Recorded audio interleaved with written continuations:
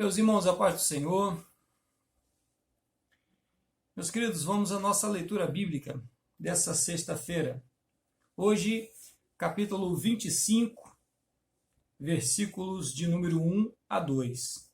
É o último discurso de Bildade, né? Ele simplesmente está desistindo, ele simplesmente jogou a toalha, não consegue mais. E é triste isso, né? Isso revela um caráter, isso revela uma pessoa que acha que já sabe tudo, que já compreendeu tudo. E é uma lição para nós, irmãos. A gente pode aprender bastante com esse moço, com seus erros, porque ele é de um período onde não existia Bíblia Sagrada. Entende? Jó é o primeiro livro a ser escrito. Assim sendo, nem Gênesis, nem de Gênesis a Apocalipse, nada existia. A vida de Moisés ainda não havia acontecido. Abraão estava vivendo o seu momento de fé. A família de Abraão, Jacó, Isaac, eles estavam por ali vivendo o que estava acontecendo com eles. Ainda não havia sido escrito. Então, a Bíblia inteira ainda não havia sido escrito e esse moço acha que ele sabe tudo, que ele já compreende Deus, que ele já sabe muito bem quem é Deus, como agradar a Deus, como viver com Deus, como andar com Deus, e pronto, ele não precisa aprender mais nada, né? Já está pronto. Isso é triste, isso é simplesmente triste, porque infelizmente, irmãos, esse comportamento humano permanece. A gente percebe que se a gente não vigiar, de vez em quando a gente entra nessa arrogância. A Bíblia fala que Deus resiste ao soberbo, mas dá graça ao humilde. Então, que não entremos nesse caminho. Por outro lado, a gente pode observar Jó. Jó pertence à mesma escola que Bildade. Jó pertence ao mesmo ambiente que Bildade. Vem da mesma formação de conhecimento religioso. A compreensão que Jó tinha de Deus era a mesma que Bildade tinha. Mas qual é a diferença? Jó está vivendo um momento na sua vida que é ímpar, que é único. Tudo o que aconteceu com ele, toda essa bagunça, todo esse sacode que ele tomou, está botando ele à prova,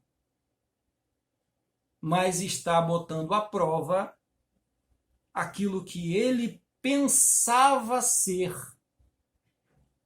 uma boa religiosidade, boas doutrinas. E ele está percebendo que não era. Ele está revisando todo o seu conhecimento. É interessante que Paulo, no capítulo 12 aos Romanos, ele fala sobre essa renovação do entendimento.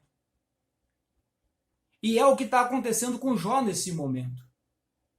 Todo esse sofrimento está servindo para trazer na vida de Jó e na vida de todos aqueles que estavam à sua volta um início de uma nova doutrina, de um novo conhecimento de Deus.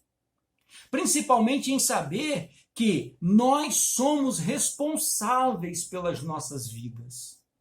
Que muita coisa vai acontecer na nossa vida não é porque Deus trouxe, porque Deus mandou, mas porque nós colocamos, porque nós escolhemos errado. Então existe a lei da semeadura. Existe também o acaso que foge ao nosso controle, que foge ao controle de tudo. A vida humana está aí nisso, nessa circunstância, nesse momento, vivendo essa diversidade.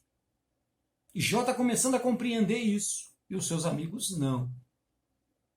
Principalmente Bildade, né? Não, ele não está compreendendo. Mas vamos à leitura do versículo, e aí a gente segue daí. Capítulo 25, versículo 1 e 2, que nos diz assim: Então respondeu Bildade, o suíta, e disse: Com ele estão domínio e temor. Ele faz paz nas suas alturas. Ou seja, ele compreende o seguinte: Deus faz paz lá no mundo dele, que não. E mais para frente vai dizer quem é o homem, para que Deus se preocupe com ele, tal, sei o quê, enfim. Mas o nosso comentarista coloca o tema nessa leitura de a soberania de Deus. A soberania de Deus é uma doutrina que ela vai trazer muita discussão em volta dela, principalmente vai haver uma bateção de cabeça aí entre os que acreditam que essa soberania ela sobrepõe ao livre-arbítrio, e o livre-arbítrio ele é suprimido quando a soberania de Deus chega e os dois não convivem juntos. Enfim, vamos fazer uma salada, uma bagunça. A gente não vai entrar nesse caminho, a gente não vai entrar nessa discussão, a gente vai ficar com o que Jó está nos ensinando, o livro de Jó está nos ensinando, que existem diversas coisas que atingem nossas vidas. A nossa vida ela é alvo de muita coisa, de coisas naturais, de coisas espirituais também. Mas no âmbito natural, a diversidade é imensa.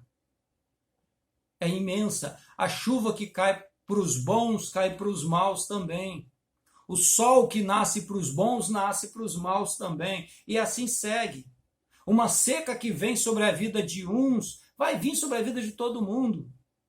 Jesus fala que Elias, nos seus dias, enfrentou uma seca, que Elias profetizou sobre aquilo, uma seca que durou 3 anos e meio. Elias, Deus cuidou. Só que vai ter aquele monte de gente justa, Deus vai falar dos seus 7.000, e onde esses homens estavam? Como que eles sobreviveram? Então, passaram pela mesma seca que a família de Acabe passou. Sofreram os mesmos danos.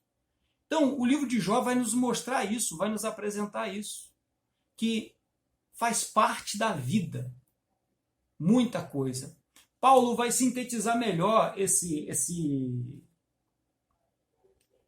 conhecimento no capítulo de número 8, aos Romanos, o versículo de número 28, Paulo vai nos dizer que todas as coisas contribuem para o bem daqueles que amam a Deus. Então, quando ele fala todas as coisas, ele está falando de tudo mesmo. Tudo contribui. Ou seja, não é só aquilo que vem somar, não, aquilo que vem diminuir também. Ou seja, tanto o bom dia quanto o dia mau.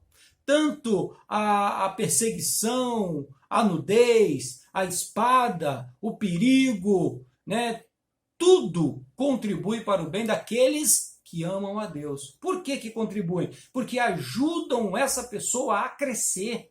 Ajudam esse crente a amadurecer, a deixar de ser criança, a deixar de ser infantil na fé e de se tornar adulto. E nós podemos viver uma vida de verdade na presença de Deus na medida em que nós vamos crescendo. A Bíblia fala que o crente é como o dia que nasce e ele vai se tornando cada dia, cada vez mais claro, mais iluminado, até se tornar dia perfeito. Assim é a vida do crente. Mas como que isso é feito? O crente cresce só recebendo coisas boas? Só recebendo boas dádivas, bons favores? O crente cresce recebendo muita luta também.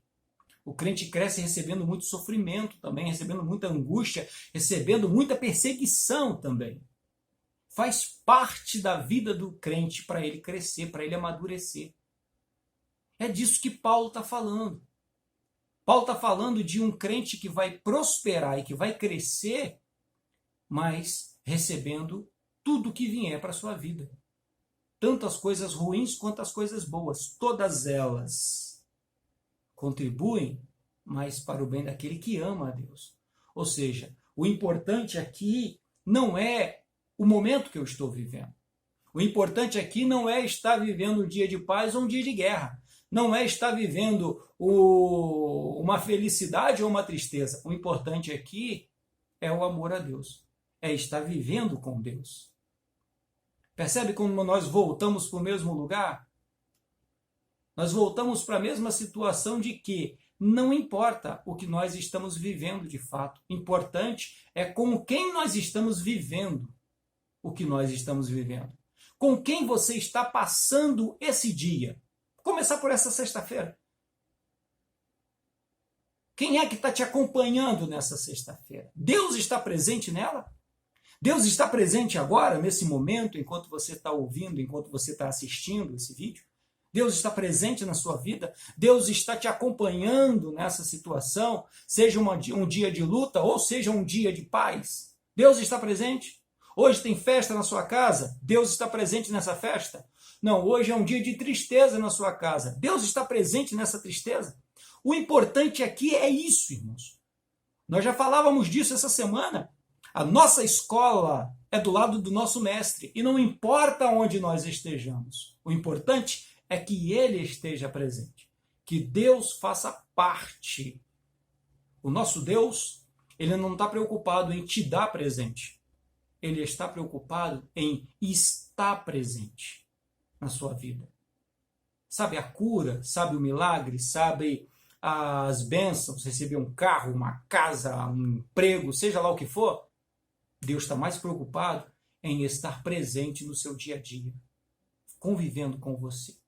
Amém? Que essa sexta-feira comece assim e seja esse o dia para você. Um dia em que você vive e convive com o nosso Senhor. Amém? Que Deus vos abençoe. Em nome de Jesus. Fiquem em paz.